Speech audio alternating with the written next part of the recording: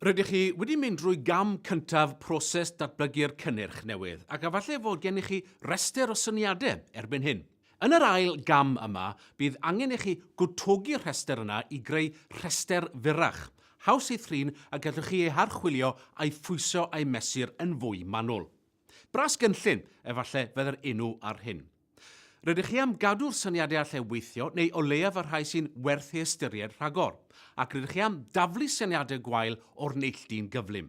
Fe allwch chi wneud hyn drwy greu rhestr wirio sy'n cynnwys y meini prawf a byddwch chi'n ei defnyddio i farnu pob syniad. Wedyn, rhowch sgôr i bob syniad ar sail y meini prawf hynny. Gadewch ni edrych ar y math o gwestiynau a gallwch chi eu cynnwys ar eich rhestr wirio. Mae rhestr wirio enghreifftiol ar gael i chi ei lawrlwytho. Y cwestiwn cyntaf y byddwch chi am ei gofyn, mae'n debyg yw, ydy'r syniad yma'n rhywbeth cwbl newydd a gwahanol? Ac ydy'r syniad yn apelio mwy na'r cynnyrch sydd ar y farchnad eisoes? O ran ei ddyluniad, neu o ran ei ansawdd, neu efallai fod yn cynnig rhyw nodweddion ychwanegol. Byddwch chi am feddwl allwch chi warchod eich syniad mewn rhyw ffordd, gyda ffatent efallai, neu rhyw ffurf arall ar eiddo deallusol. Mae'r modiwl yma'n sôn rhywfaint am hyn, ac mae'n cael ei drafod yn fwy manwl mewn modiwl ar wahân yn y gyfres hon, sef y modiwl y elwir yn eiddo deallusol. Felly, yn ôl at ein rhestr wirio ar gyfer hidlo syniadau. Byddwch chi am gynnwys ambell gwestiwn sy'n berthnasol i gwsmeriad a'r farchnad. Enghraifft, a yw'r syniad yma'n cynnig unrhyw fanteision i'r cwsmer sydd ddim yn cael ei cynnig eisoes ar y farchnad? Wnaeth yn apelio at segment penodol o'r farchnad. Beth yw maint y farchnad yma? Ydy'r farchnad yn tyfu tan crebachu? A faint o gystadleuaeth sydd? Fe allai dau fodiwl arall yn y gyfres hon eich helpu chi i adolygu'r farchnad a deall beth mae'ch cwsmeriad eisiau gael, sef mesur y farchnad ac ennill a chadw cwsmeriad. Ychydig o gwestiynau nawr o wneud y cynnyrch.